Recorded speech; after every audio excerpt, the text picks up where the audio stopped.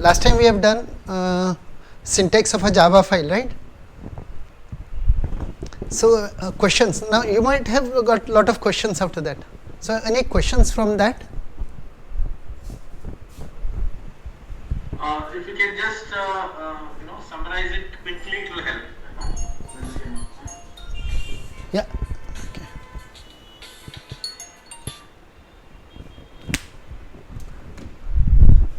Okay.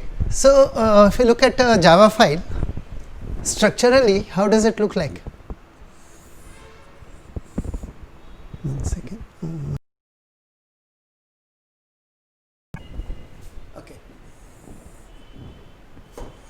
Okay. So a Java file has what? First is a package. So packet declaration. Okay. So in a Java file, you can have. See, one thing we should know: why we use a Java file, or what does Java have? Rather, in Java, what do we have?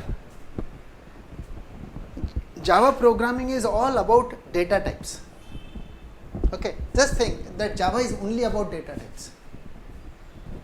You are defining a class means you are creating a data type. Okay, you are defining an interface, enum, annotation, anything what you are defining is nothing but creating a new data type. Okay, for every data type, there will, once you compile it, you will get a class file. Fine, that is how Java is all about. Java is only about this. So Java has only 4 things which you can use in Java, that is a class, a interface, a enum or annotation. Fine. Now all of these items have a fully qualified name. So these items can be prefixed by a, they can have a prefix. We would need a prefix in order to make the name unique. Okay, to have some kind of a unique identification, and therefore that's the reason we have a packet declaration.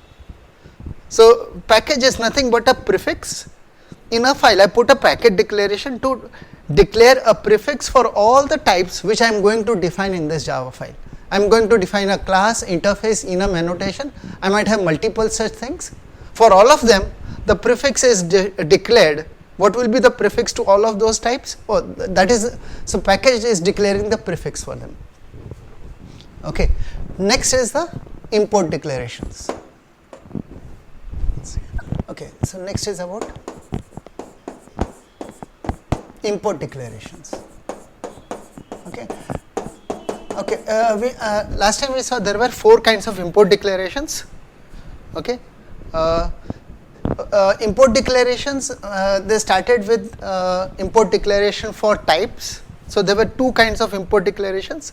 One was single import declaration or on-demand import declaration.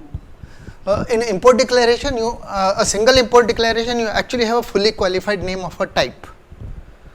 And in on-demand import declaration, you have a package name dot star. Fine. Okay. So import declaration for import declarations where for types there are 2, single or on-demand. On-demand means where we apply a wildcard. And in case of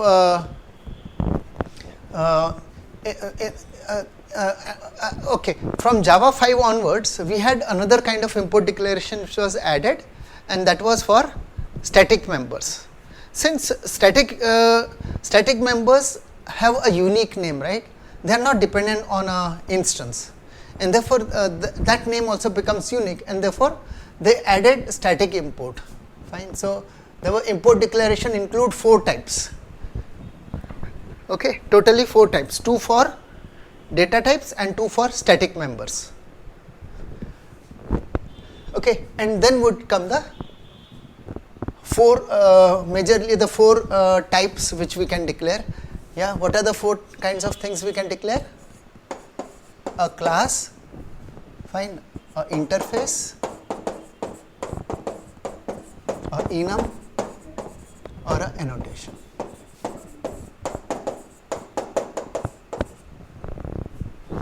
Okay, 4 kinds of things can be declared here: class, interface, enum or annotation, right? And then we started looking at the syntax for what are the members which can go in a class. Okay, we saw about the modifiers for a class, right? The syntax for, what is the syntax for a class? You'll have modifiers,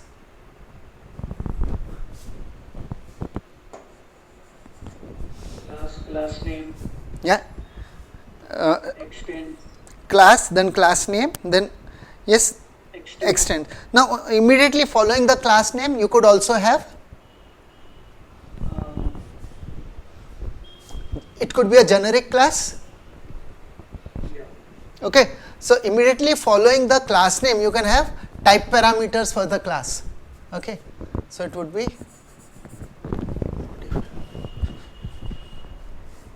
then and superclass implement, fine, extend superclass and then implements followed by list of interface. okay, list of interfaces. Yeah.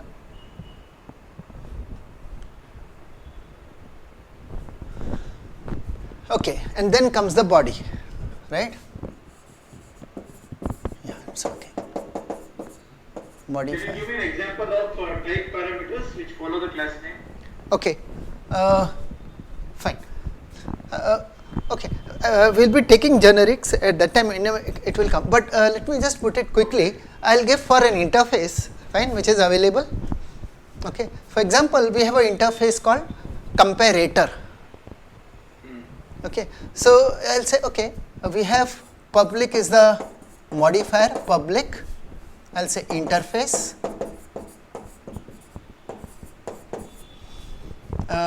Name of the interface is comparator. Okay, now this comparator takes one parameter for a type. So one type parameter is there, and let's say we call it as T. Okay, so T is one type parameter here. Okay, or let me give another example of an interface which has multiple type parameters. There are two type parameters.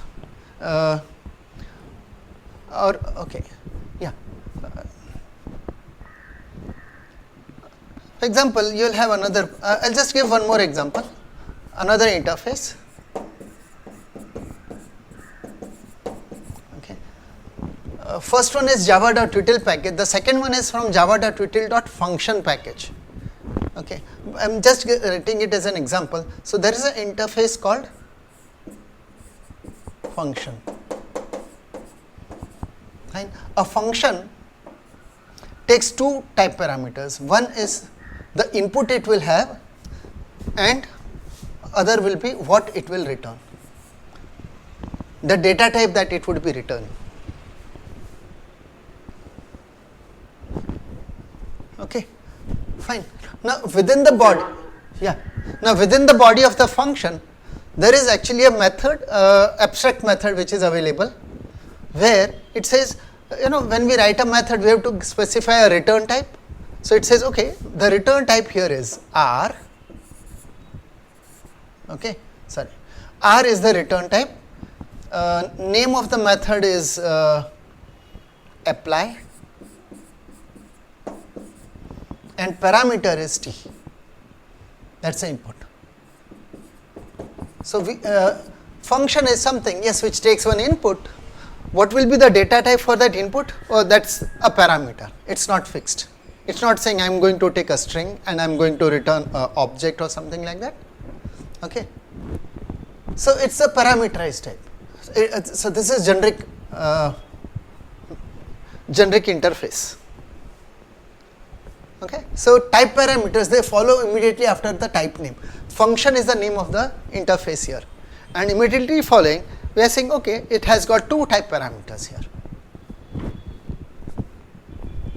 So this type parameter is always coming only when generics are involved. Yes, yes. So there are three places where we have type parameters which we can use. We can specify type parameters. One is while defining a class. Okay, so you could define a generic class, you could define a generic interface, or you could define a generic method. Fine. So what was the need for generics? Any specific reason why this got introduced?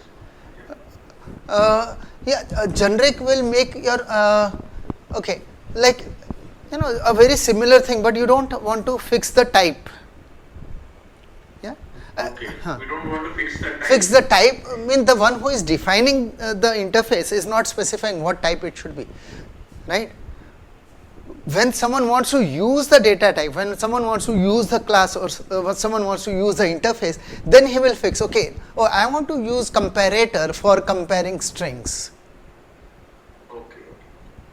Okay, so comparator has a type parameter, one type parameter, but what will it be comparing?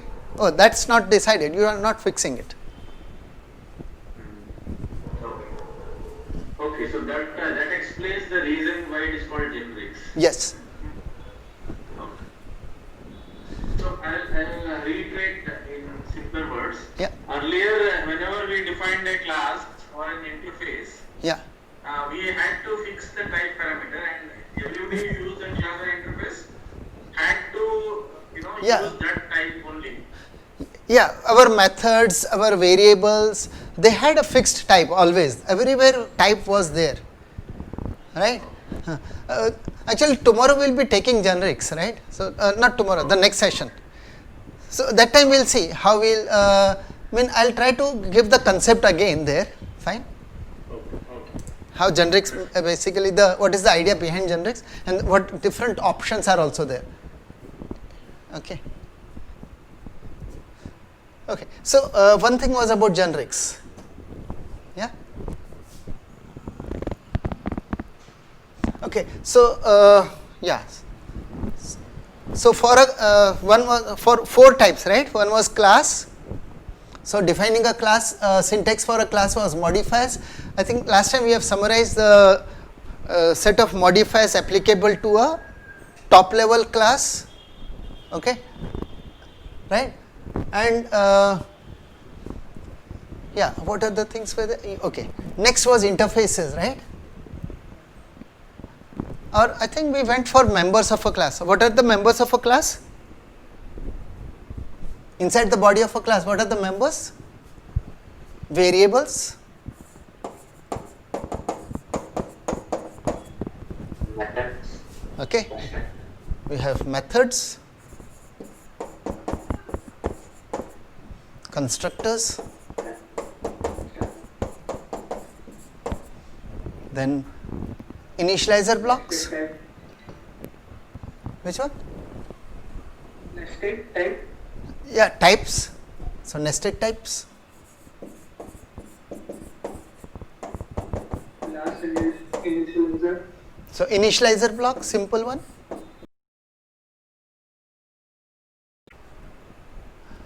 Okay, initializer block and okay. Now then we had come back to the variable declaration, right? What are the things in a variable declaration?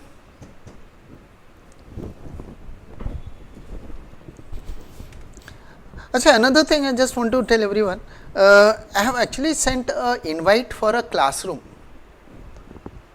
That is not from this account because it would require a Gmail account. So I had done it from classofjava@gmail.com. So you might have all got the invite for Google Class. Yes, sir. Okay. Yes, sir. So all of you should join that. Okay. Yeah. There I have actually put whatever we had file we had created last time. I had put it there. I have uploaded it as a material over there in the class stream. Okay. So we'll keep uploading there, and you can have your offline questions also later. So if you get any questions anytime, you can just put your questions there.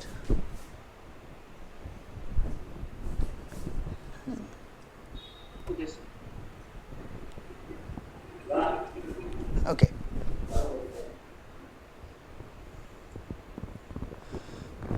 Fine. So continuing with the other things, yeah.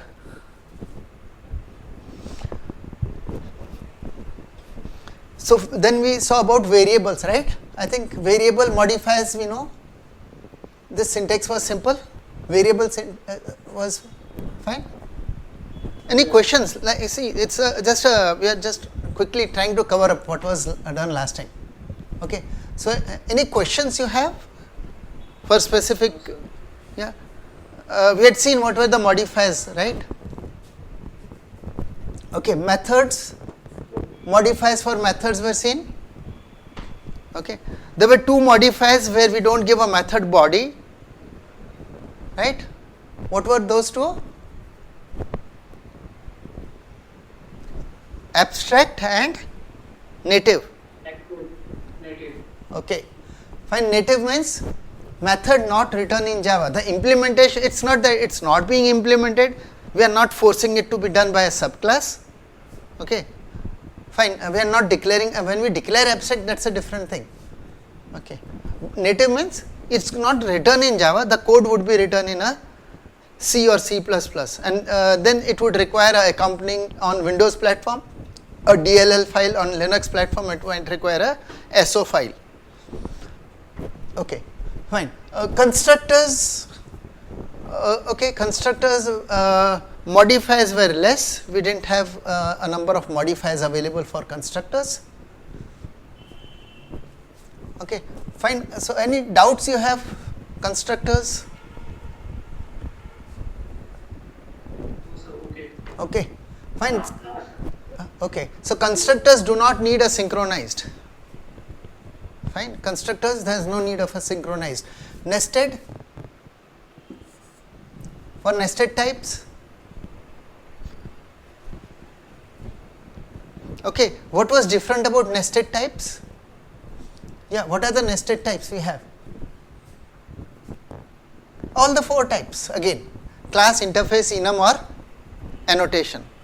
Fine. So inside a class, there can be again a class, a interface, enum, or annotation. Inside an interface, there can again be a class, interface, enum, annotation. So all four can contain the other four things.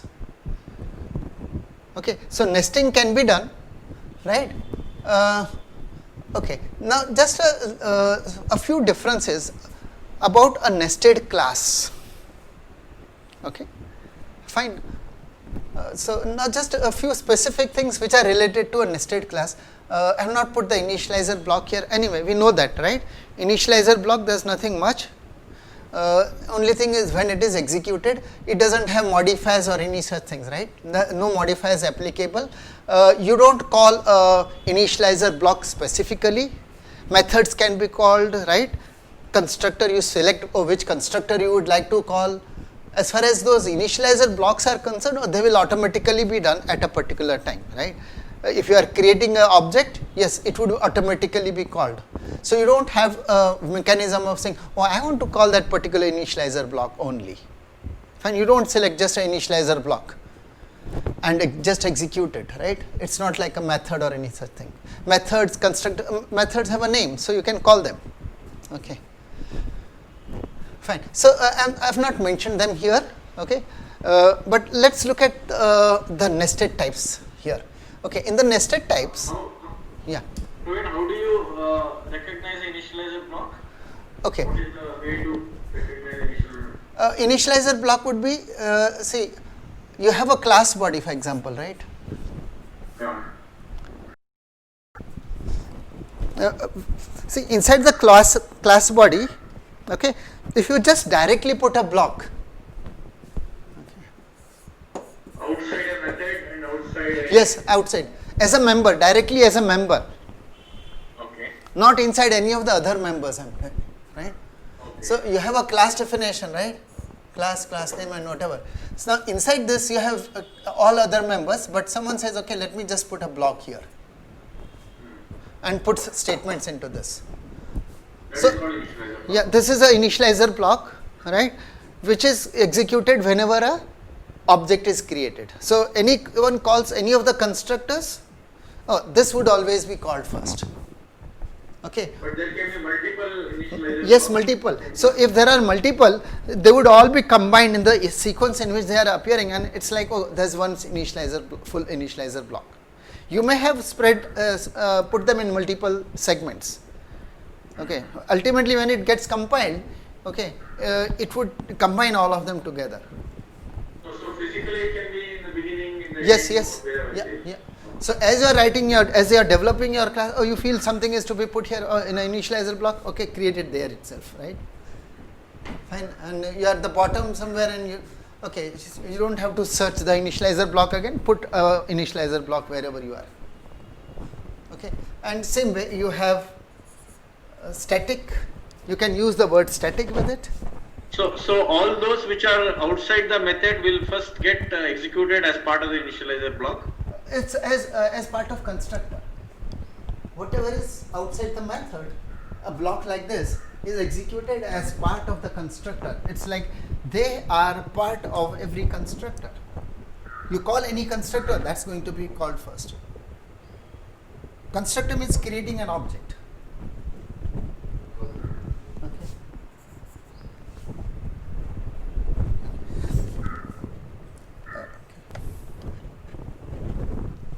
But when we talk of static, so similarly then there can be the static blocks.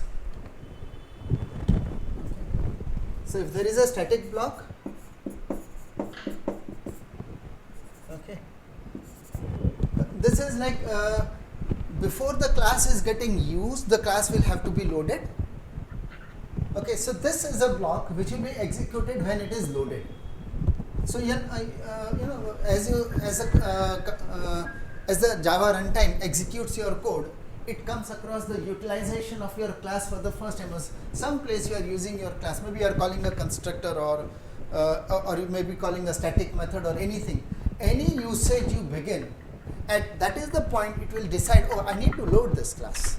And when it loads the class, the first thing it has to do is static block. Okay. See, when the static block is executed, there's not going to be any kind of an object over there. Okay, no objects may be available at that point. Okay, it's only that we'll have we will have the static variables anyway available. When the class is loaded, static variables are still there. Right, so first thing is class is loaded, static variables are allocated at that point of time. Okay, they will have an initial value. Fine. When you declare a static variable, you could have done an assignment to it, so that's going to be an assignment. But immediately following that initialization, which you have for the static variables, okay, a static block, if it is existing, will be executed. So you can initialize your static variables from a static block. Okay, you may have a static variable which is final, right? So if it is final, you need an initialization. It's not necessary that you initialize your static variable where you have declared it. Fine. You may initialize a static variable from a static block also. Okay. But no other place, either a static block or from the or at the place where you are declaring. If it's a static and final variable. Final means it has to be initialized once and then it can't be changed.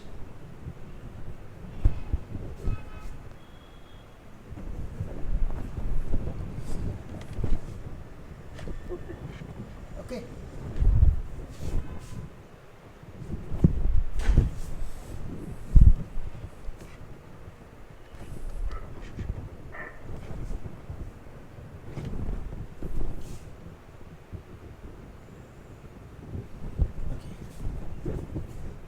Fine. So yeah. Now coming to that nested type, right? Let's look at that nested types. Now, only thing here is when we, when we say static, the word static is important here. When we use the word static, what does it mean? Not associated with an object. Doesn't require any object to be present of that class. Right? So, if you have now, when I am defining inside a class, if I am defining an interface, what is an interface? If I'm even if it is nested, what is it? After all, it's a new type which you are creating. Fine. What is an enum? It's a new type you are creating. Fine. Only thing, the name has changed. Fine. example, you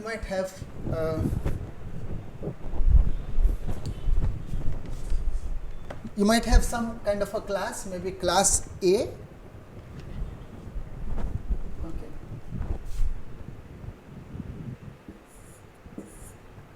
Yeah.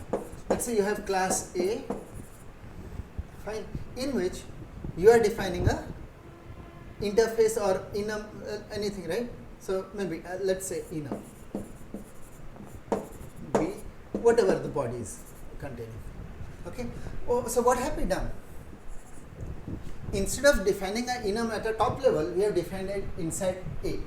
Okay. So that means this type, okay, the type here A, the enum type B is nothing but it's known as, it's available outside as A dot B.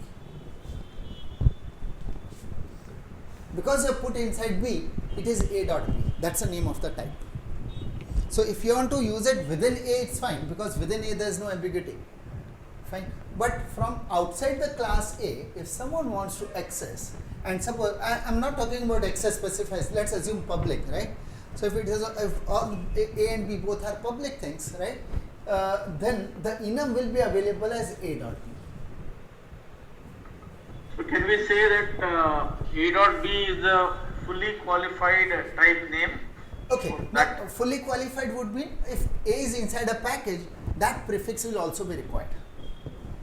Okay, so package dot class name. Let's say package is Zen. Okay. Yeah. So Zen dot A dot B is a fully qualified name. Yes. Okay, fine. That's how the name comes, right? But one thing, now B is a data type, right? Okay, so does B need an object of A? It's not dependent, the types don't depend on objects normally, right?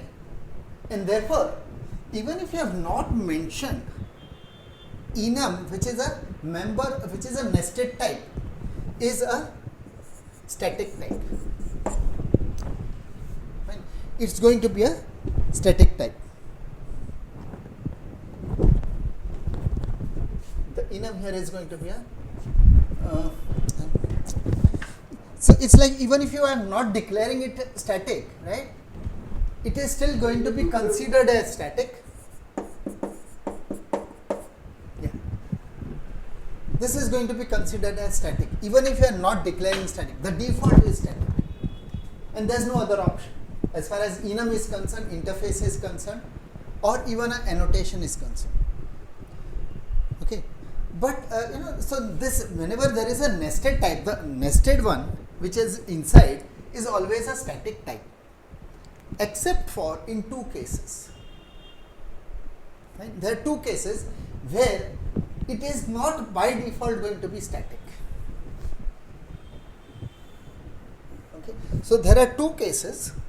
One is when you have a class. Okay. So class inside a class or a class inside a enum.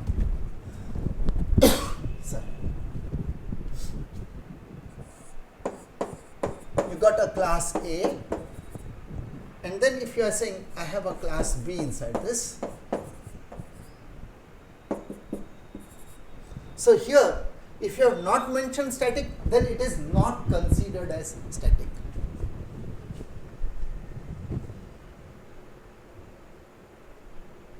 Okay, it's not going to be considered as static. The cases where we have a class being coming inside a class.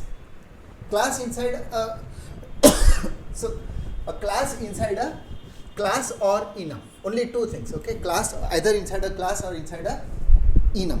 Two places. Class as a member of class or class as a member of enum. In both cases, the default doesn't mean static.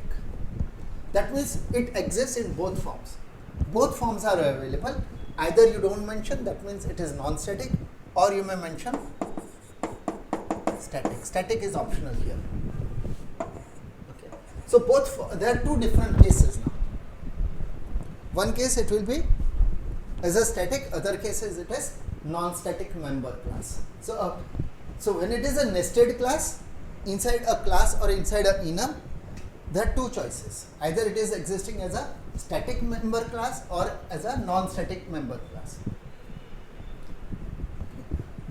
What is the difference it makes? Whenever we say non-static, it would mean depends on object. Okay. So here, when I suppose I remove this static, right? Suppose I remove this static part, it would mean that the class B should be dependent on object of A.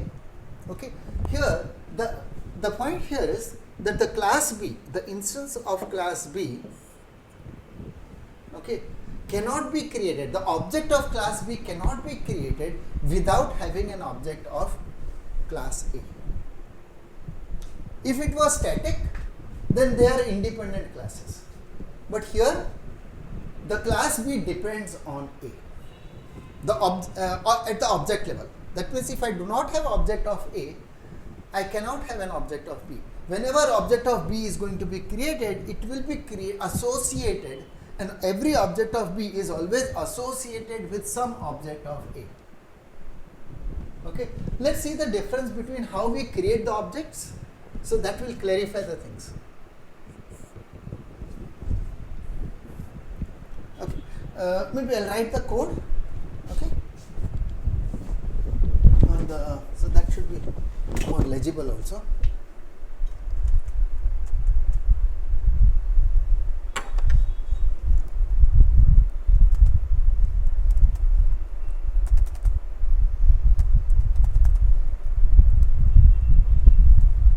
Okay. So let's say you have the class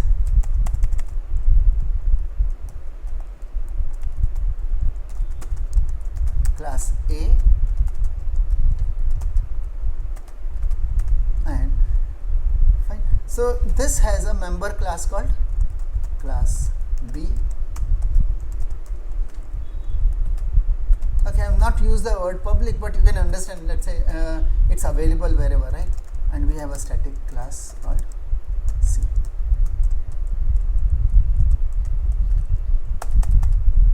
Okay, so let's go outside the class, but maybe within the same package. So even if it's not public, it doesn't matter much. Okay. Now if I have to create object of B, fine, I can create object of A like this. Okay. Creating object of A dot, it would be A dot B. Okay. So AB1 equals, if I have to create object of A dot B, it needs an object of A, right? So I have one object of A available, I have to use like this. Use the constructor in this manner to create object of a nested class. See, this class, which is non-static nested class, is known as inner class. Okay, whereas the static member class is known as top level nested class. It's known as top level nested class because it is independent of A. See, even I can do it even before creating object of A. I can say A dot C AC1 equals new A dot C. That's how the creation of, see the difference between creating object of A dot B and creating object of A dot C.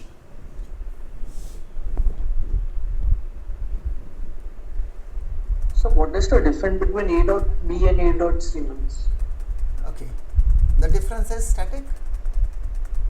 Okay. C here has been declared static. It's a static member class, and this one is non-static member class. Okay.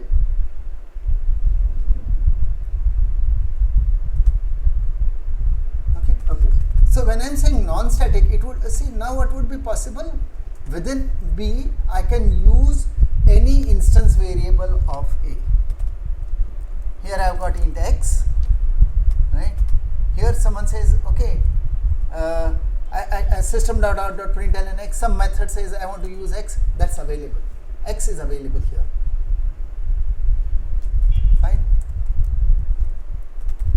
static class X not available.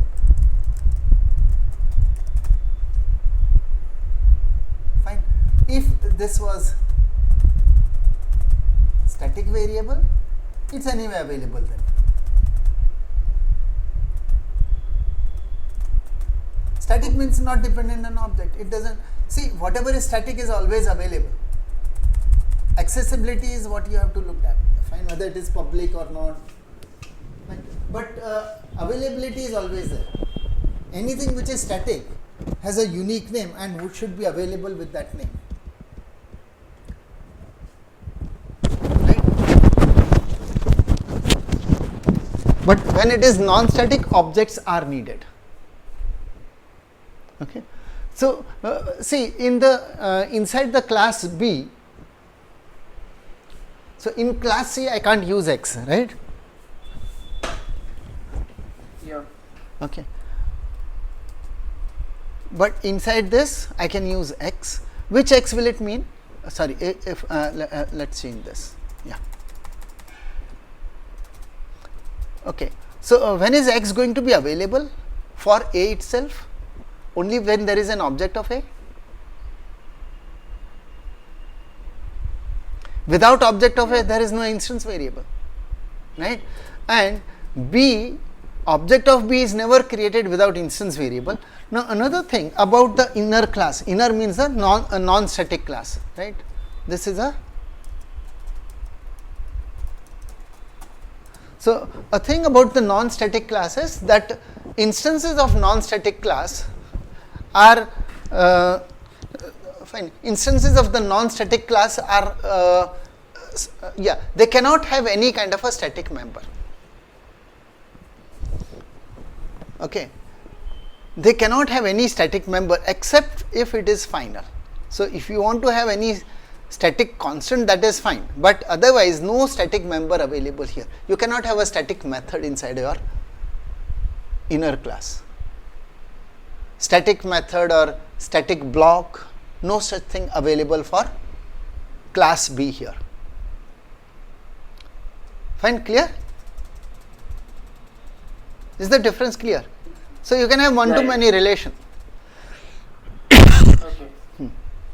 So, see, inner class indicates a one to many relation. For the same object of A, I might create multiple objects of B, right? I could be having another A dot B, AB2 equals A dot. I use the same object of A, right? So, these are two different objects of A dot B linked to the same object of A. So, A dot B object is not created without object of A because it is non-static. The class is non-static.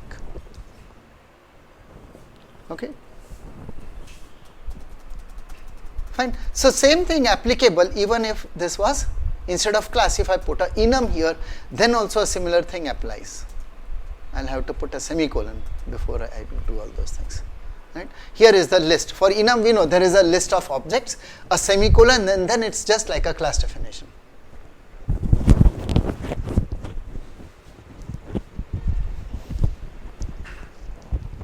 I have not come across enum having a list of classes or something like that. I am not able to visualize when such a thing is required. Okay. Nested class, if someone creates, that's the only thing. If someone may be created. Okay. Yeah. As far as enum is concerned, yes, I can show a few other things from enum. Okay. But is this concept is clear? Yeah. Okay. For nested class, otherwise any nested type is a static member. Only for class we have non-static. Okay. Otherwise all other member types, see member types I am saying, because yes, we have those four things and all combinations are possible, right? Anything can go inside any other thing. So, two cases, a class inside a enum or a class inside a class. in these two cases, we have question of static or non-static member. Otherwise, all members are static. You may not explicitly mention static, it will be considered static. And that point is clear? Yes. Okay. Yeah. Inside an annotation, Yeah. having classes like again, I'm not able to visualize that. Yeah, actually, When such a thing is required. okay. Now just tell me, there is a class A, and I am putting some static class B inside that. Okay. Yeah. What is the advantage? Anything?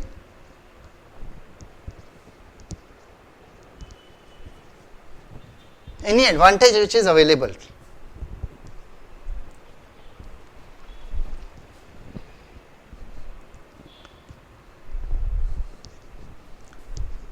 You can independently use that without creating an object of A. Huh. So, it could have been outside of A only, right? But putting But it, should yeah. have a data type which is A dot B. Huh. So, I could have just said, oh, why have A dot B? Why not call it B only? And let it be kept outside, right? So, why someone would put it inside? Okay, fine. For that, the reason should be, yes, it should be so closely related, okay, that I would like to allow accessibility between them. They can access each other's members even if they are private. You know, a private member of A could not be used inside B or C if it was outside A. But since it is within A, the private member of B and C are available in A. Not only this, in B also the private member of A is available. In C also the private member of A is available. So, when we are saying private, right, that access specifier which is private, it is within the top level class. The private is applicable to within the top level class. So, within this top level class, what all things are private are available within the top level, and find the entire space of top level is available for the private member. So, private in B is still available throughout A. Private in C is also available throughout A. Private in A is anyway available throughout A.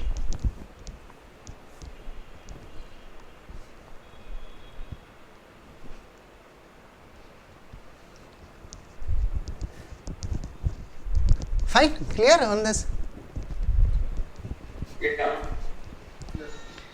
Okay. So, why someone would go for nested? Because it is so closely associated, and I would like to, you might have put some things which are private, and they would have to be maybe made available to this particular nested class.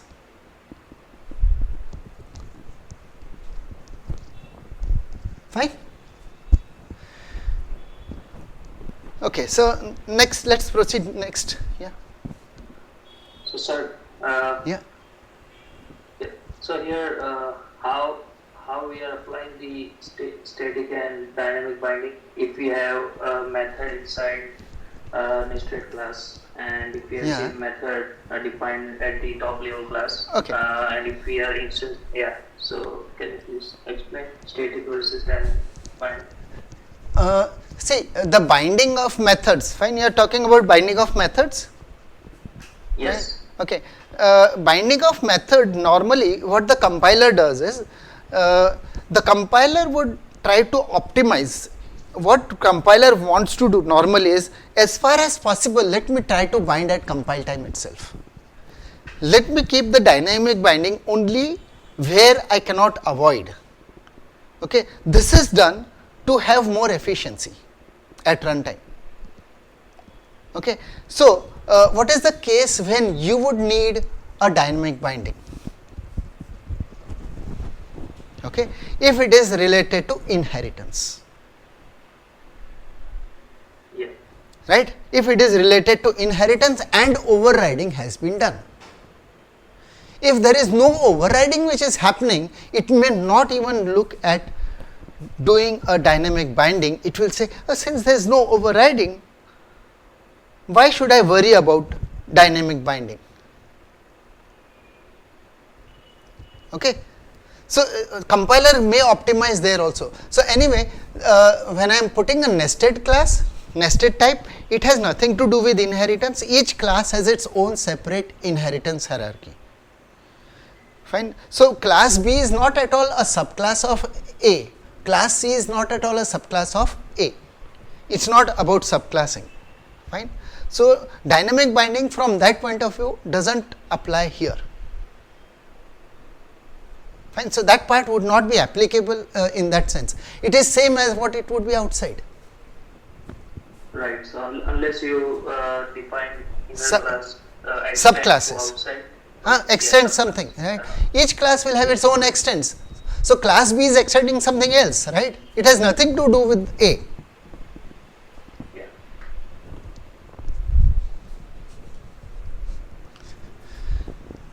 Okay. Yeah. Fine. So, nested types, that they are the members, right? Okay. Fine. What else? What are the other members? Yeah. So, I think more or less syntax wise, what else did we discuss last time in syntaxes?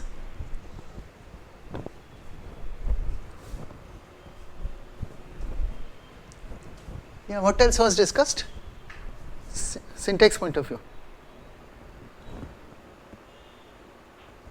In that file we had some of the things, right? So, syntax for the method declaration. Method declaration. Yeah, syntax for method. Yeah. Okay. Yeah. There's one interesting thing there. Between the braces or between the semicolon and the list of parameters, what do we have?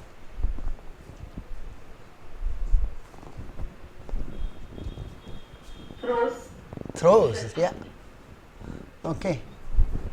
So, what is this throws business? Exception.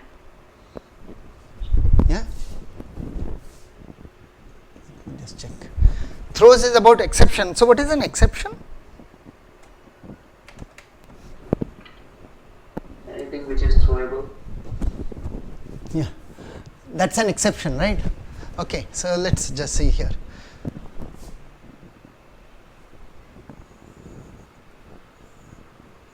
Oops. Yeah.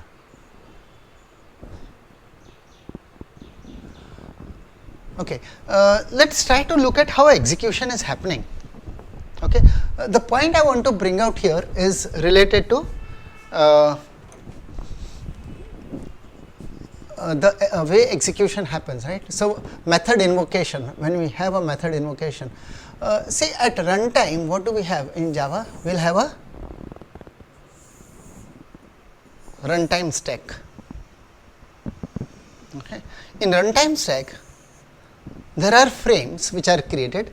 There is one frame, bottommost frame for your execution, where the main is loaded. So, it starts from main. So, main say okay. So, this is corresponding to the bottom one is corresponding to main. Yeah, and this is where the main is. Okay. So, when it is executing main, from main you are invoking a method. Okay. Maybe you are calling a constructor, even constructor can be taken as a method, fine. It is a first method for an object. So, when it calls a method, okay, let us say a method M1 has been called from main. Okay. So, if method M1 has been called from main, what will happen? It will create a frame on top of this main. So, let us say this is for a method M1, fine. M1 in turn at some point may be calling method M2. Okay. M1 invocation in some statement here, M2 in okay, this sorry main is calling M1, fine. So, from main there is someone saying M1, fine. In M1 someone saying M2. Okay. See each step in a frame, fine. One frame means one method, one complete method. What is a method? Look at it as one operation to be done. It's done on an object, or maybe done as a static method, fine, or maybe done for object creation if it's a constructor, fine. So every operation, if I look at let's look at it from methods point of view.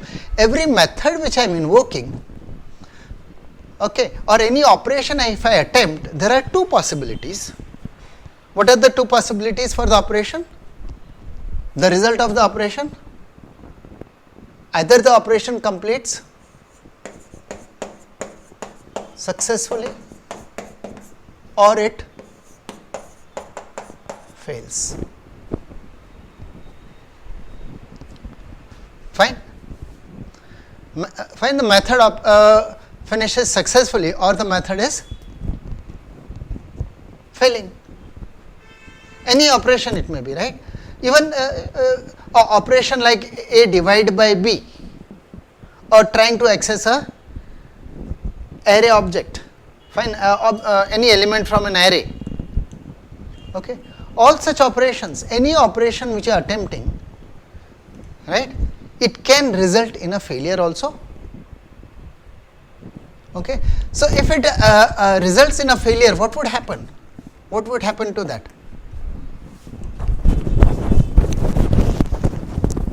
See, every frame has what? Every method has what? A step of instructions, one by one, right?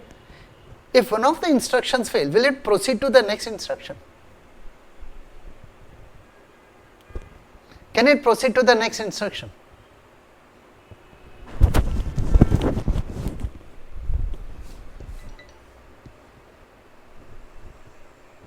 We have control. The programmer has control to decide. Yeah. Putting a try catch block or. Yeah. So he has to handle the condition. Fine. Unless the condition is handled, if it is not handled in the normal case, what would happen? The operation has failed. Okay. So what is a throws? What is a method? If I say method is M1, every method has got two things, right? Every method has a return type and every method has a throws. Maybe throws may not be there always, fine, but the two things indicate, what does return type indicate? On success you will get a value of this type. Every method indicates an operation. That operation, if it is successful, will be giving a value of a particular type. If this operation fails, these are the list of failures which can happen for this operation. So that's what a throws is about. See, every method, you may have an abstract method also mentioning throws. You have an abstract method with return type. There's no actual code which says, oh, I'll return this. But say every method has a contract. It says, okay, if this is an operation, if this kind of an operation should be giving me value of this type. That's why this operation is being done. But this operation, be aware, can have these kind of failures. That's what the throws is about. Throws is about mentioning the failures for the method. Okay. Fine. So throws is part of a method signature. Just like we have return type, same way we have a throws. Return type to indicate success. On success, what will I get? What kind of value will I get? And on failure of this operation, what are the failures which I may have? So if I have to write my code, and if I need to handle something, these are the failures I should be prepared for. Or maybe I don't want to handle particular kind of failures.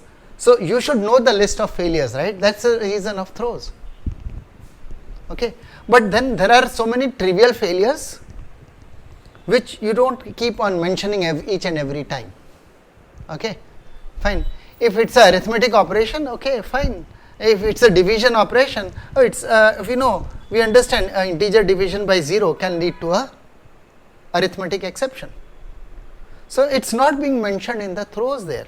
So there are two kinds of exception, checked and unchecked. Sir, I have a question. Yeah. Is the throws keyword required only for checked type Yes. Okay. Throws is that's the difference between checked and unchecked. The only difference between checked and unchecked is fine. Throws is compulsory for checked exceptions. For unchecked exceptions, it's not compulsory. Even if it's throwing an unchecked exception, I might still say, okay, it throws an arithmetic exception. Method M1 throws arithmetic exception. Arithmetic exception is an unchecked exception, but I may mention in throws. The compiler is not going to say anything there. But even if you had not mentioned, it would still not be saying anything. Can you explain what is the difference between checked and unchecked exception? Okay. The difference is that throws becomes compulsory for checked exceptions. No, but what is the fundamental difference between checked and unchecked? Some examples. See, okay. If I put it this way, if you consider what this example of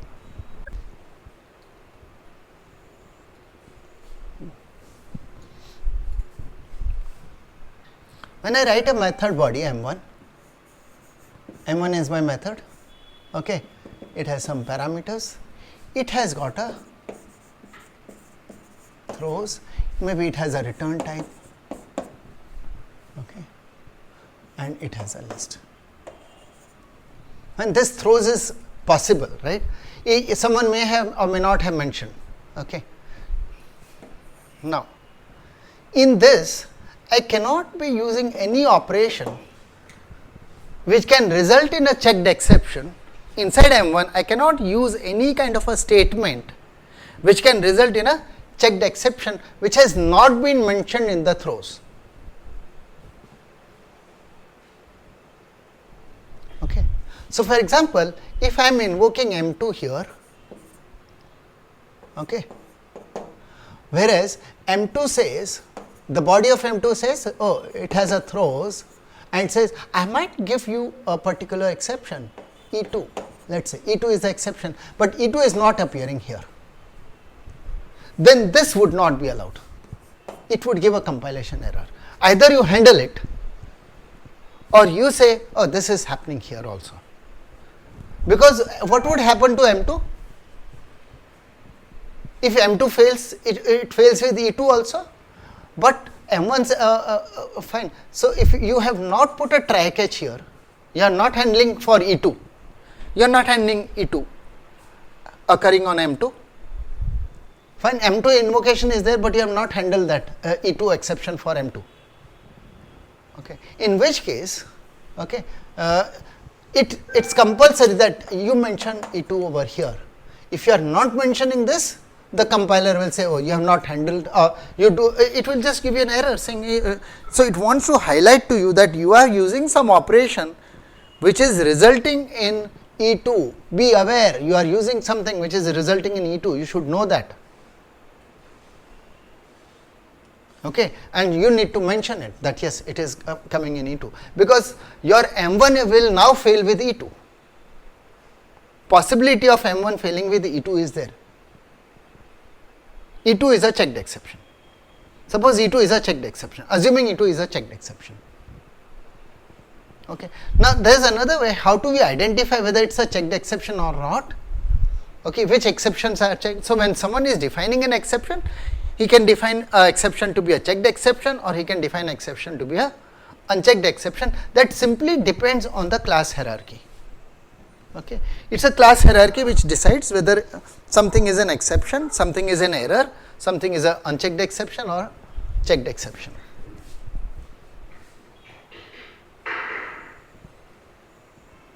Okay. When the class hierarchy goes like this. So, whether a particular exception is checked or unchecked will be decided by the class hierarchy. We have a class called throwable, having subclasses called error and exception. These are the direct subclasses for throwable. Okay. And then this has one of the subclasses which is known as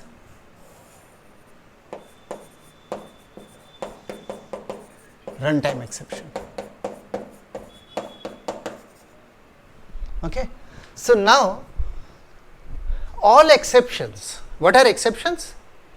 Now if I say what is the definition of exception, so definition of exception, because I am not now distinguishing between checked and unchecked, definition of exception says object of throwable or any subclass of throwable is an exception. Objects of throwable or any subclass of throwable is a exception. And then what is a checked or unchecked exception? Okay. So unchecked exceptions are or rather checked exceptions are all exceptions which are not under the error. So any subclass here is not a checked exception, as well as any subclass under the runtime exception. Anything here is a unchecked exception. Rest all the things are checked. That means if someone goes and creates a subclass directly under throwable, which is not normally recommended, it's not a convention which that someone says, okay, let me create a subclass of throwable. But if someone does that, it would be a checked exception. Normally, if you want a checked exception, you directly subclass from exception or any subclass under this exception. You might have subclass under this. Sorry, not under this one. Fine. So a subclass of, so if you normally if I have to create a checked exception, I'll subclass from exception. If I have to create an unchecked exception, I'll define from the subclass of runtime exception. I'll create, this is unchecked which I am creating.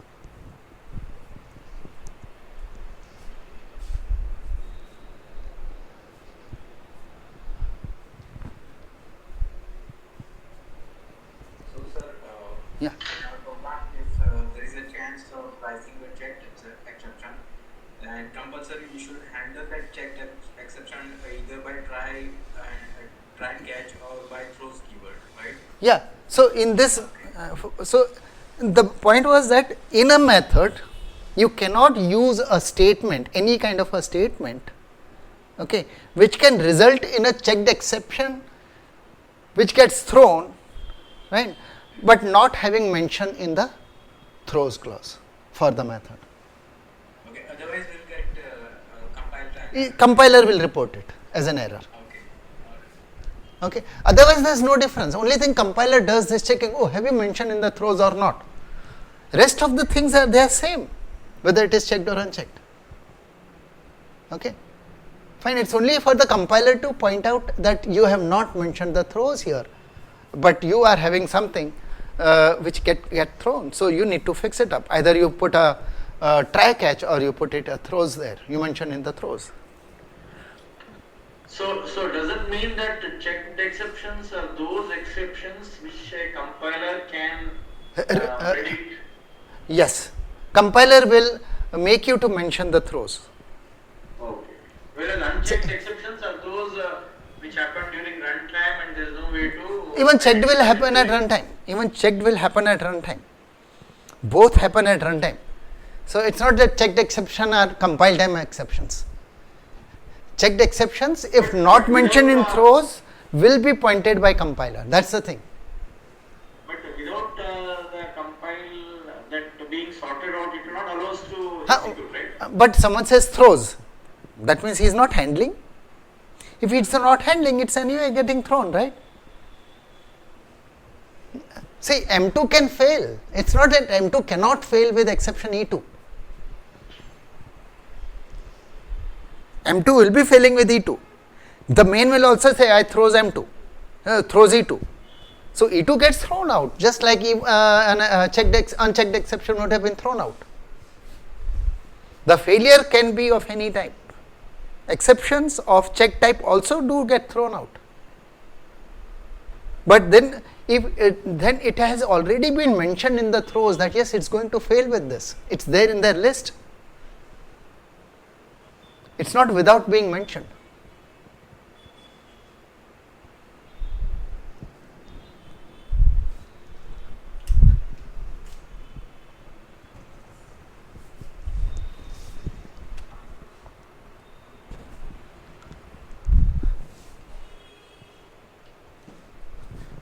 Fine? Yeah. Yes, sir. And there is also fully checked and partial checked in the checked exception. No, there is nothing like fully checked or partial checked. Yeah. Checked and unchecked is decided by the hierarchy. So what type of exception is being used, that's decided by this hierarchy. Errors, I mentioned that you have either exception or you have error. So error is anything under that, they are not going to be checked. Okay, for example, out of memory error. Okay, so out of memory error, it can happen anytime, right? Someone says new, he is allocating an array or something. No, it can't be mentioned every time that I am allocating an array, I will have a throws out of memory error. So, there are trivial exceptions, right? Which if we say, okay, if I have to mention each and every exception, I will be busy with throws only then. So, that's the reason, right? Okay. Fine, clear on exceptions? Okay. Yes. Fine. So now let's try to build more or less, I think. So methods would have this syntax. Yeah. Okay. So more or less syntax part is fine. Let's look at the keywords then. Okay. Okay. So let's look at this keywords, right? Anyway, the list of keywords is anyway available, right? Available from the net. What we do here is we just, as an exercise, just try to recollect on our own. There are actually 51 keywords from Java 9 onwards. Prior to that, there are 50 keywords. Okay, so there are a total of 50 keywords. Okay, so keywords are 50 plus 1 from Java 9. That started from Java 9 onwards. Plus there are 3 literals, okay, 2 for the Boolean type. What are the 3 literals? True, false and null. Okay, true, false and null, 3 literals here. Okay. Yeah, so just try to recollect the 50 keywords and let's go with some grouping kind of things, right? Let's try to group them. So we have keywords which are for the primitive types. Fine, we start with those. So we want to reach a total. Or, The float like that. yeah, and okay, before that let me say, when I am saying 50 plus 1, there are 3 other keywords which I can mention here right itself, which are not used directly, not currently used. Okay, so the 51st keyword, let me write it first. There is a underscore. Just simple underscore is mentioned as a keyword from Java 9 onwards. So you cannot have a identifier which is just a underscore only. 2 underscores is fine, but just simple independent underscore cannot be a identifier now. Okay, that's from Java 9. They have reserved, they have not yet used this keyword, but they have reserved for future use. Okay, so that's underscore, and there are 2 other keywords which are not used in Java. Okay, one is const and other is goto. I think for more legibility it might be better to type in the editor, right? Let me do that.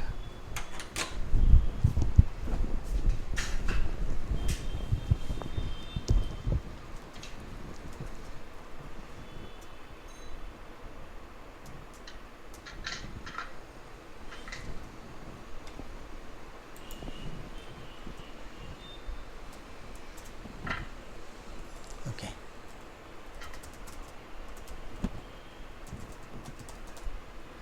Okay, we have the keywords.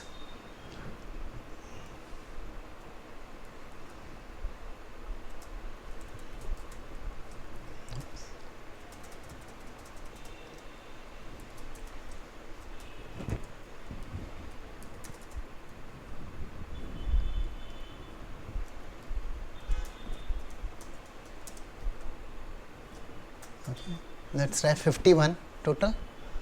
So one is the underscore and not used, future use.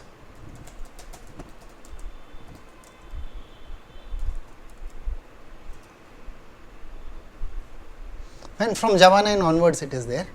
Other are const and goto. Const and goto are still unused. I mean, they are unused. They have been keywords, but they are not used. Okay. Which other thing? Now we go by types. Okay. So 3 are done out of 51. Int, float, double. Okay, so let's start with the smallest. Byte, short, int, long, float, double, char and the boolean. Okay, these are the 8 things. Fine. Plus let's use the return type. Fine. Okay, so that's one set of categories. These are 9 of them. Okay, let's put the count here. 9. Okay, now things related to the data types, type which we create, right? So we have class, interface, enum. Annotation. No, annotation is not there as a keyword. If you want to define an annotation, right, I will just show. At the rate interface. Yeah. Okay. At the rate interface.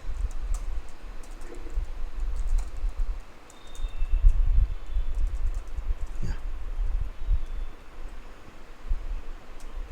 So the keyword is at the rate. No, there is no keyword called at the rate. At the rate is categorized as a separator. Like you have operators, separators. Huh? So no separate keyword for annotation. It's just at the rate interface. Interface is the keyword and preceded by a separator called at the rate. Okay. Okay. Now related to this class definition itself, we have what? Extend. Those I will categorize as modifiers. So we have other keywords like extends, implements. Yeah. These are showing the relationships between the types, right? Yeah. Anything else was there? No.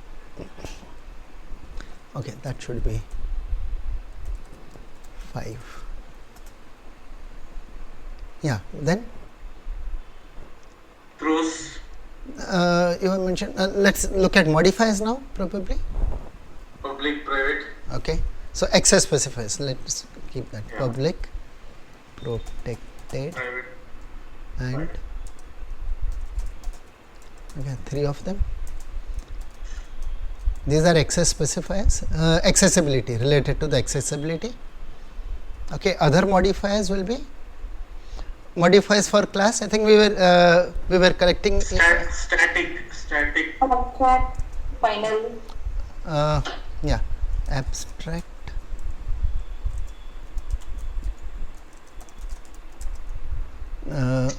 Static. Native.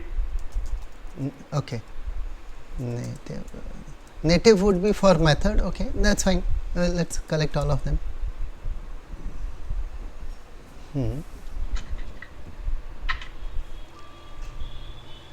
Synchronized is there? Yeah. Strict FP. Strict FP.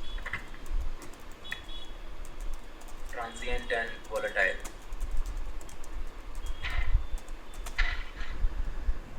Yeah. How many? 1, 2, 3, 4, 9. Right? There are 9 of them, right? No, 8 or 9? 1, 2, 3, 4, 5, 6, 7. Yeah, 8. 8. 18. It is there.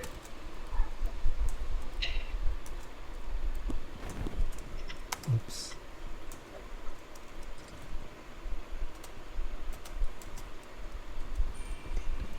Yeah, next. Let's look at, okay, we missed on a few modifiers here. Flow control. Modifiers. I just put those. Default is used as a modifier for method. Anything else? I think I should put in the modifier list. It goes at multiple places basically. It goes in switch case also, right?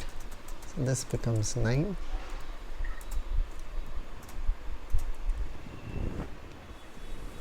Yeah. Next. Throws and throw. Okay. So declarations, right? We declare throws. Try catch. Now those are throws, and okay. Let's categorize try and catch here itself. Throws, try, catch. Finally. Finally, okay. Kinds of blocks which we have. Okay. Throw and assert. Okay. Throw, assert. I am putting them as they are statements. See, these are not statements, they are more like some declarative things. Another thing which we missed out is a statement here. I don't know whether we should put it here. Package is more of a declaration. Let's keep it here only. Okay. It's more declarative, right? I am declaring a prefix. Right? What about import? Yes. Import is also declaration.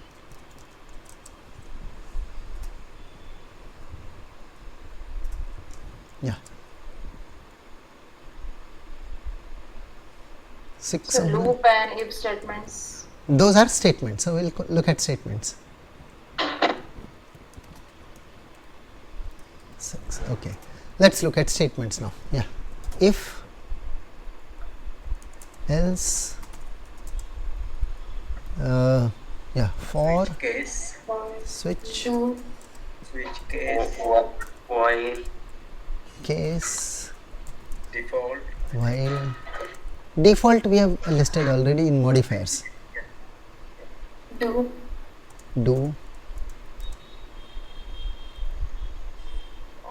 Break, continue, and return. someone mentioned assert, Yeah. and throw. Throw is a statement, it's a verb basically, and a return, Break and continue. break. When do we use throw? Throw is when we want to throw an exception, to raise an error. It's like raising error, raise. For Python we have raise, na? It's like raise an error.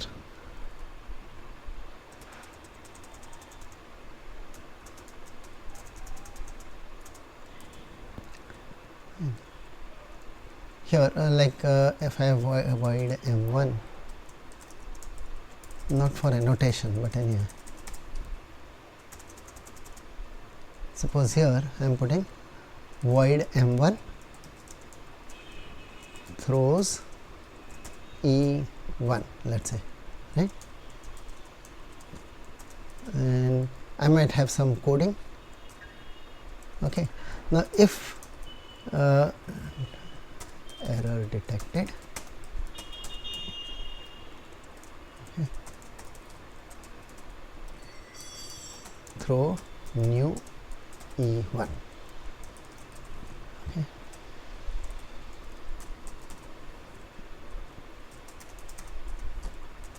Instead of void, let's say int. So it has a return type. So on success, I'll return 0 without error. That is something like that. So we have return and And when do you use assert? Okay. Assert is used, okay, we haven't mentioned. Assert is for like it's more of testing kind of a thing. Okay. So by default, it even if you mention assert, it doesn't even do anything. It doesn't do assert, doesn't do anything. But assert is like saying, okay, I assert that this is something which I have assumed should be true normally. Okay. So if something would go wrong, that assertion should fail. Okay, it's like you have unit testing which is done. So the programmer himself is writing his tests inside his code and saying, okay, I assert this here. Okay.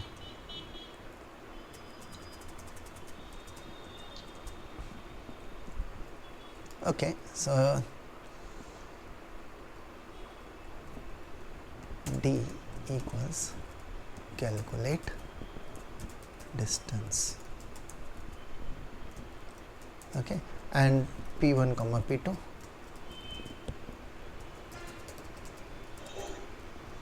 assert D greater than equal to 0. Fine, I can So assume. what does this mean? What does this mean? Assert D greater than equal to 0 means? I am assuming that that this should not have given me a negative value, right? Okay. Suppose it was negative value, what will be the result of this operation? Okay. Normally it won't do anything. This doesn't get evaluated. Assertions have to be evaluated. Okay. And on this, I think we put a colon here. Is it colon? I'm not sure. There's a colon and then you put a message.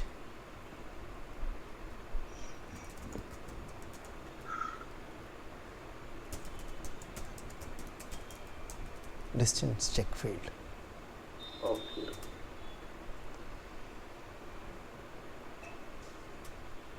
Okay. So assert is that kind of thing.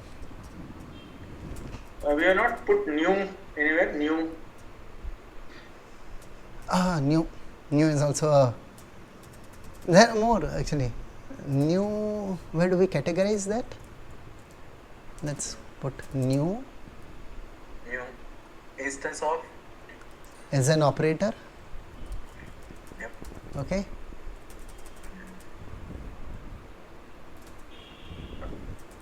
For this and super, sir. What's the definition? Yes.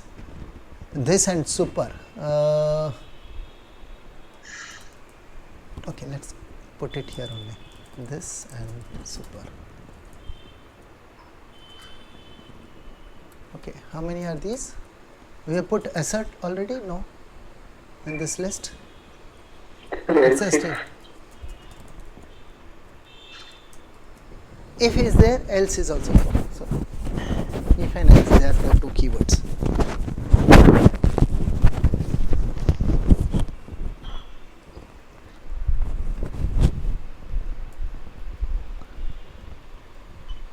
How many are these? 1, 2, 3, 4, 5, 6, 7, 8.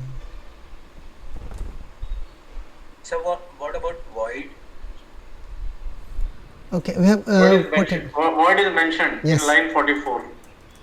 12 of them. These are 4. Yes. Okay, how much short are we now? Someone will have to sum it up. This is 3 plus all this, right? So then it should be 51.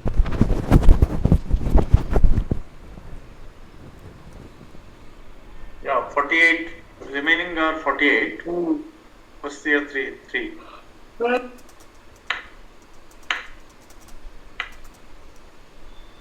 Achha, 3 and 48.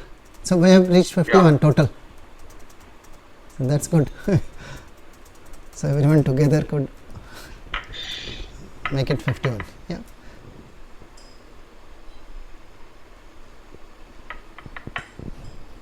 Okay. Can you tell me instance of like where it is used? Instance. Okay. Now, we have something like this. Let's say car, vehicle, that's a hierarchy, right? So someone says vehicle, V equals new, and he says, okay, I have created a car object, right? It could also have been, or it could also have been new and some other vehicle. Bike. Fine, it could have been either of them, right? And someone Yeah. says, okay, if v instance of car, then I would like to do this. Okay, to check what does v have. Right? If it is a car, okay, then this is what I would do, right? If it, someone could even have another if for saying it's a scooter, then it's a bike, then this is what I will do. So, right? So instance of checks whether this Of a particular type. object belongs to that particular Yes. class. This expression is of the object at runtime is of this type or not. Fine. Fine. For compiler, this is allowed, right? Because this is a subtype. Car is a subtype of vehicle, and therefore the assignment is valid. But the compiler would not know what is happening at runtime. Or if someone has written a method, right, where a vehicle is a parameter, void m1, where vehicle is a parameter. Okay. So inside this, maybe if it's a car, I will do something different. If it's a different type, I will do something different. Right. So that's where we will use instance of. Okay.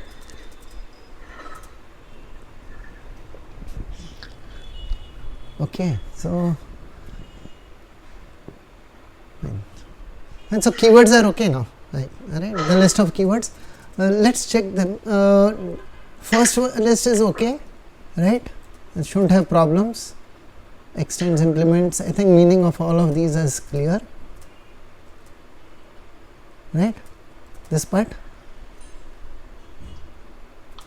this is fine. Abstract, yeah.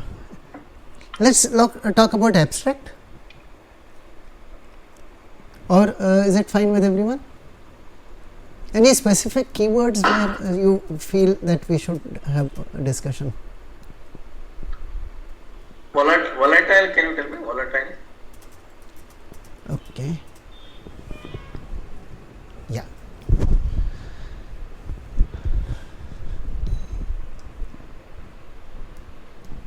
Okay, let's see. Volatile.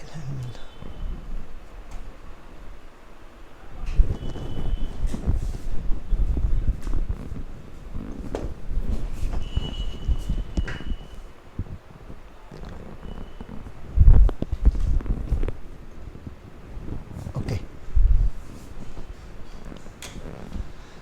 Fine. To understand volatile, let's see this, right? So, what does actually it has something to do with the Java memory model. Okay. Now, what it says is, let's say we talk about an instance variable. So, instance variable is part of an object. So, let's say I have an object and there is one instance variable here, okay, of type double. Okay, there is a variable called a. Okay, it may be even int type also, still this will be applicable. What the memory model says, means see there is some leniency which has been given to how the things behave at runtime in order to give you a better performance.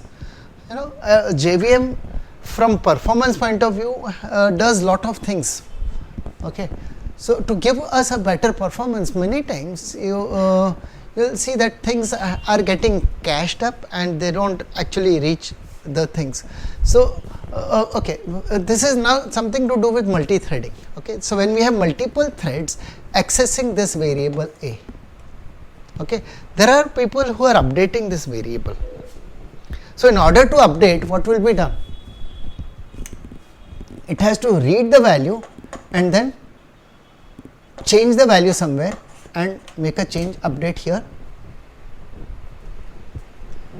Okay. Fine. So there is one thread which is doing this operation of reading value, making changes, updating, right. There is another thread who is also reading the value. Okay, fine. There is another thread which is reading the value. Now, though it may have happened that at a particular point of time you have ensured that this thread, the first thread, has updated the value, and after that only this thread is reading the value. Okay. Still, there is no guarantee that the update will be available to the second thread. Second thread may not get the update, it may get some cached value which has been cached for that thread. It may not get the updated value from the first thread. The first thread is updating the value, but the second thread may not be getting it even after the time has been ensured. You have ensured that though that the time when the second thread is accessing the value is later than the time when the update has taken place. There is no guarantee from Java which says that yes, this thread will be getting the updated value. Okay. So, if you want that kind of a guarantee for A, if you want that guarantee from A, declare A as volatile. It will generate the code to ensure that you are not getting the cached value here, you are getting the actual value from the place. So is it like telling that volatile items will never be cached? Yes, they will not be just okay. Yeah, kind of. Yes, it's similar to that only. Yeah. So it ensures it will be slightly slower. Okay, it will slow the things because it's not using the cache. So there is extra coding which is inserted in your code. When you declare this variable as any volatile variable is there, then this thing has to be guaranteed that the updates are available to the other thread. This will be then guaranteed, otherwise there is no guarantee. So what you are saying is, even if we apply a lock, still Synchronized. Now, synchronized will take care of that. If it is synchronized, yes, then this is already taken care. Synchronized is anyway slowing it down, right? When you are taking the lock, then it is anyway guaranteed that you will get the updated value. But if you had not done a synchronized, the volatile is guaranteeing this part. Synchronized is about locking and then doing all the things. So volatile refers to a variable or? Yes, it's for a variable. It's a modifier only for variable. Synchronized is for the method. And within a method you can have a block which is synchronized.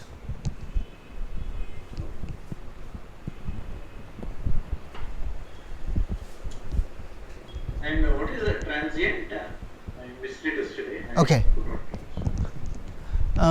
Yeah. Okay. So let's say we have our class account. Let me put it here.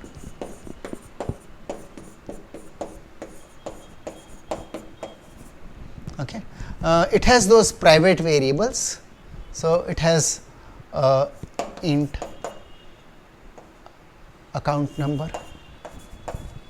Okay. Sorry, this is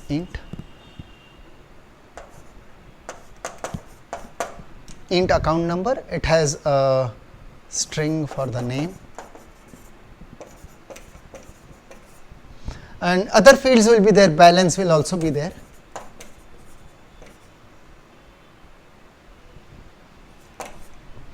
Which is of type long maybe, and you got a int for pin number.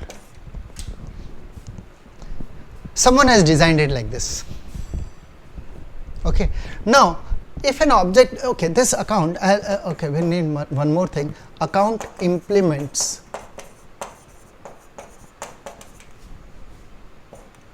serializable.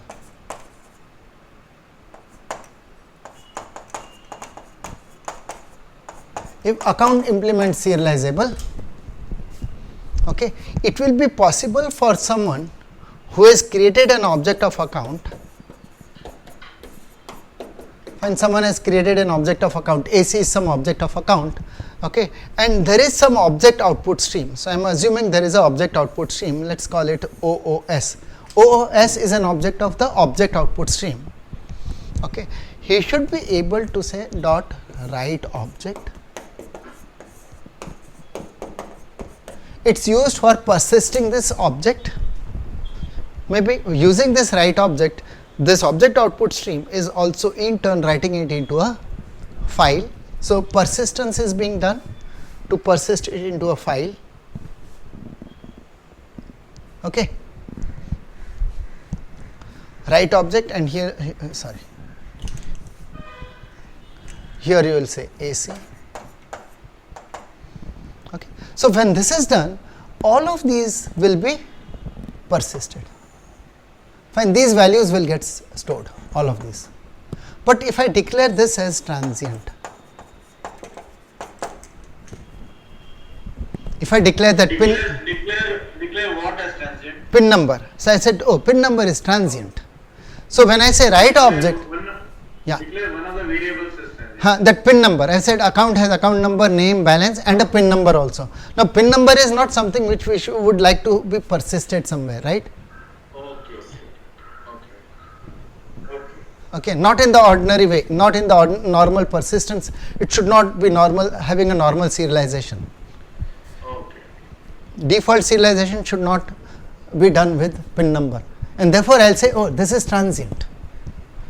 So write object will not save the value for this.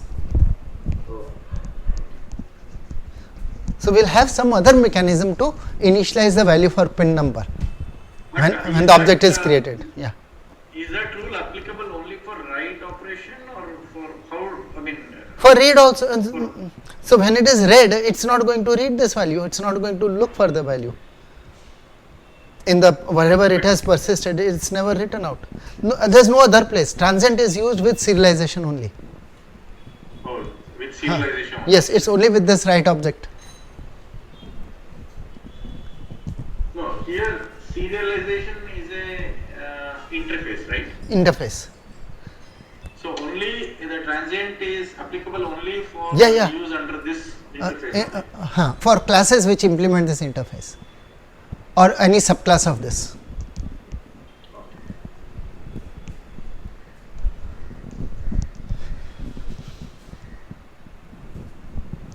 Okay. Yeah, okay, understand. Okay, let us see other keywords. Transient was one, yeah.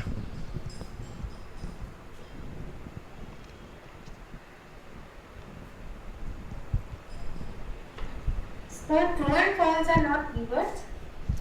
True and false are categorized as literals. So there are three things over and above these 51, okay. They are known as literals. So they are constants basically. It is a constant value and not a keyword. So they have put it separately. Yeah. Okay. So we call them as True, false and null, right? Yeah. True, comma, false, comma, null. Null is applicable to the reference types. True, false for the Boolean type. Okay.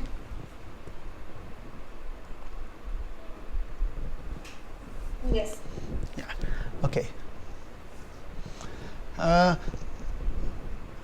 Okay.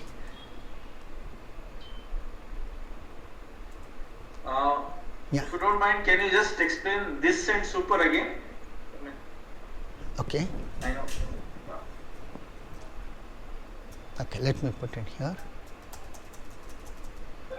Let us say I am defining a class. So let us say a public class.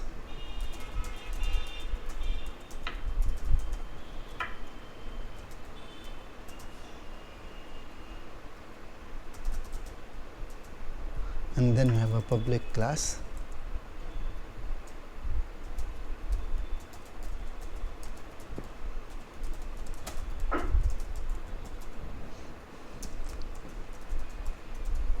Okay, fine. We have got this hierarchy. Fine. So in this class, you might have int x, int y. Okay, and you have a method int m1. Okay, let's not worry about the what is going in m1. It's going to return int. Oops. Okay. Now just another point here. Let's okay. Oops.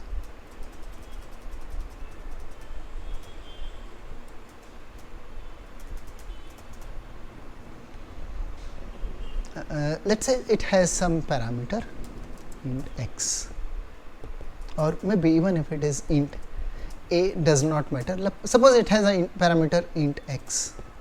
Okay, right? Okay. Now, can m1 be used without having an object of some class?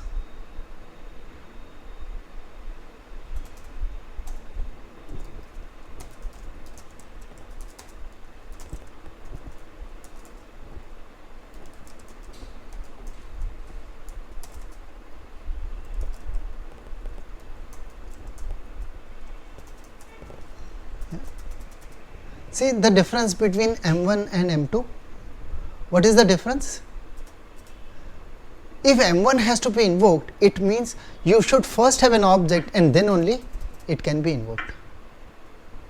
Maybe someone is putting a main method here.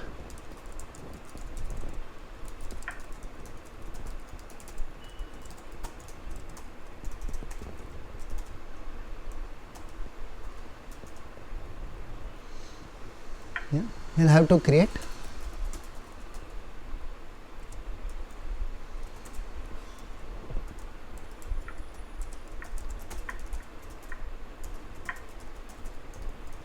And then only I can say sc1.m1. Right? Whereas we could be saying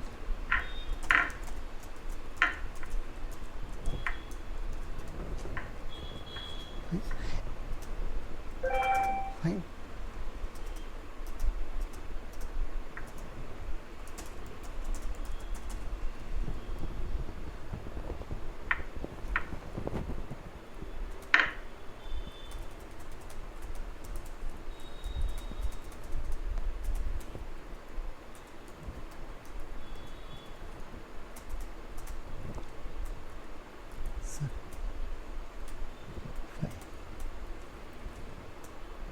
Second one is a error.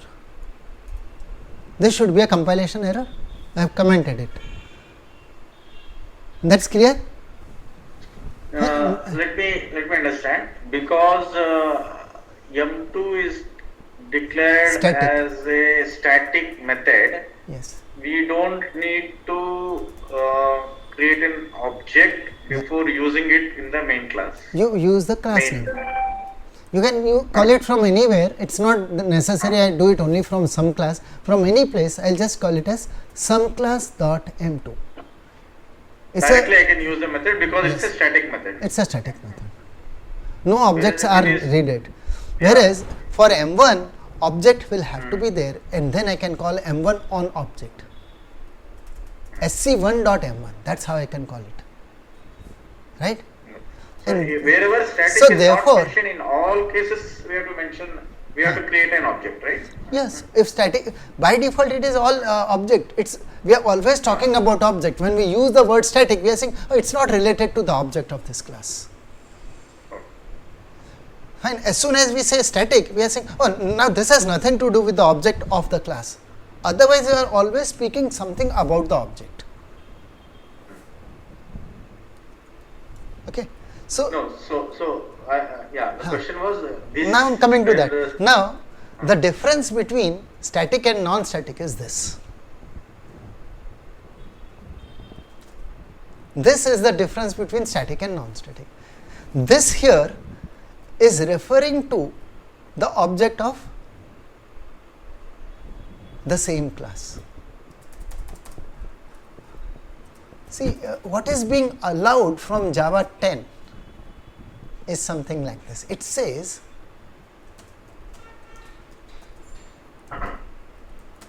you can write like this also to make it more clear. Now it makes sense? No, not clear. No? Okay. No. Is M1 available without object of some class? No. So that object of subclass, some class, is available as this. It's Okay, actually a that parameter same like- not to be mentioned. Okay, it's a parameter which need not have but been we don't mentioned. need to give a name to the object. Okay, see what is all this? Whatever I am putting in a class, it's just a definition part, it's not the actual part, right? Actual part is being done here. After you create the object and then you invoke a method, that's the actual thing, right? That was the definition part. It's about a template, right? Okay, so here this is where I have, so as soon as see, it's just, so it's nothing, what is this? It's just like a parameter, first parameter, and from Java 10 onwards it would not mind if you put it like this. If you put it like this, it's fine. This is acceptable. Prior to Java 10 it would not have accepted this. It was not required to be mentioned, it was not allowed to be mentioned. So by writing some class this, it is, I am just What are you clarifying, telling? I am just clarifying, though it, to invoke I will need only one parameter. This is, the first one is not a parameter. Some class, this is not a parameter, this is actually a keyword. It's not an identifier, it's not a name of a variable, it's a keyword. But to make you understand, it's to be used like a parameter. This is available as nothing but the object on which you invoke the method. Okay. Another point here, let me just clarify here. Okay. Now instead of some class, if I put subclass instance here, we understand there is a subclass of this, right? I could have created a subclass, and if I say sc1.m1, and I have not in in the subclass I have not overridden m1. Okay, when I am having this, okay, now the question is, this instance of true or false? This expression is a Boolean expression saying true or false. Is it an instance of subclass or is it not an instance of subclass? Forget about this part. You may have, even if you don't write, it's like that. It has to be, it was for understanding purpose. Okay. So this will become true or false depending on what you have done here. So this is the actual object made available to you. The object on which the method has been invoked is made available to you with the help of this. Okay. Right. So this is nothing but the object on which the method has been invoked. Fine. okay. Okay. So available to method, available to constructor, available wherever we have not used static word. When we say static, no, you don't have this, because now you are not talking about object. Fine. Okay. So inside M1, sorry, inside the method M1, okay, if I just say y, it would mean, if I just say y, actually it is not valid, but the compiler will make the change and make it as this dot y. Y is not a local variable, okay, but if I had just used x, oh, there is a local variable called x, so x would have meant the parameter variable called x. So now, but the other x, which is I still have, okay, I still have this dot x available to me. They are distinct.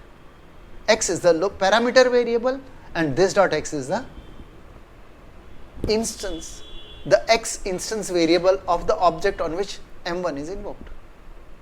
So this dot x refers to whatever is written in line 70, is it? Yeah.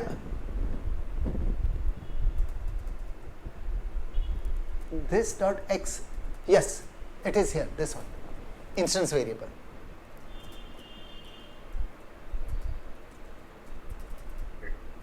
Whereas the x here refers to the parameter. So I will have it, this one available as this dot x.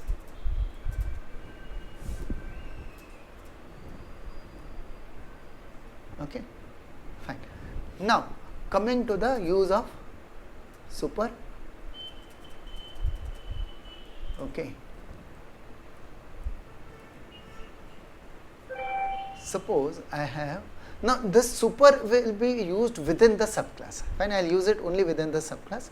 So you got a method, some other method, let's say, okay, void some method. Okay, and some method is saying M1. If some method says M1, okay, this is how the definition is, right? There is M1 which is only in some class, it is not in the subclass, but that one is publicly available to the subclass. So when I say M1, what does it mean? When I have said, yeah, but M1 can it be invoked without object? So when you just write M1, it would have understood it as this dot M1. Okay, fine. This dot M1 means the M1 which is available to the current class. What is the M1 available to the current class? Oh, current class has not overridden the method and therefore it is same as, it is the inherited method. Fine, M1 is currently the inherited method, right? But if I do overriding, if I say int M1 int x, okay, and put some definition here, okay, what would have, if I just said M1 or if I had said this dot M1, what would have meant? I am invoking this. It's this one. Dot M1 means is that local to the sum method. Yeah, but I can also say super dot M1. Then it refers to the one in Yeah, line use the 90. one which is available from super class. Okay. Yes. Sorry, even the earlier one I have to have something. So then it makes a difference. If there was no overriding, they would have both meant the same. This dot M1 or super dot M1 would mean the same unless I have overridden. As soon as I override, then it makes a difference. Otherwise, it was same. This dot M1 or you say super dot M1. So anything which is there in super is available in two forms: this dot method and super dot method. It makes there are three nested yeah. subclasses. Yeah. And super refers to which So of those? let's say A is superclass, B is subclass, C is a further subclass. Okay. Yeah. So when I say super, it means my immediate superclass, what is available. A has method M1, B does not override it, C overrides it. So then C will Is- super refers to C then. Super refers to the one in A. A is superclass, supermost. Okay. Okay, B did not override it. So fine, if B was overriding, the one which is in B. What is available to my superclass? The method M1 as available for superclass. As you go upwards, the first superclass where that Is available, has been the defined. first method where that Yeah. first class. Where the method has been defined, yeah.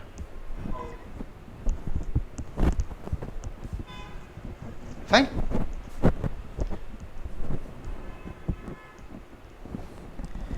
Okay.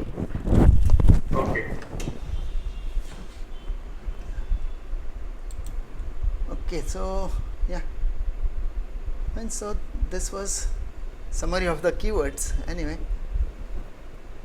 yeah, we'll see more time somewhere. Maybe at the end we'll take one extra session, right? For summarizing all the things. Maybe if we feel need, we'll take one extra session. Okay. What is the session for tomorrow? Day after tomorrow we'll have generics. Generics. Yeah. And we'll look at generics. Everyone should connect to that class, and in the class I have uploaded the code for the base class, some classes which I am assuming. Okay, account class. There is some class hierarchy which I have created, and I'll explain what that class hierarchy is. 4 Java files, 8 Java files. Yeah. Okay.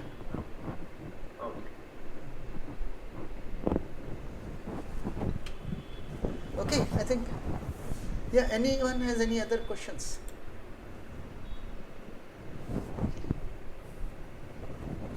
So thank you very much, sir. Okay. It was very interesting to discuss. The whole of Java is No interesting. GitLab this time. Yeah, we'll have. I'll put a GitLab also. Oh, okay. Huh. No worries. But this one, in class we can have all free text and everything, even formatted documents. The Google Docs, Google Sheet, any such things can all be made available as material over there. That's what I found. So, Okay. No problem. Thank you so much, sir. okay. Thank you. Thank you. Yeah, welcome. Okay. Have a nice day, everyone. Yeah. Thank you.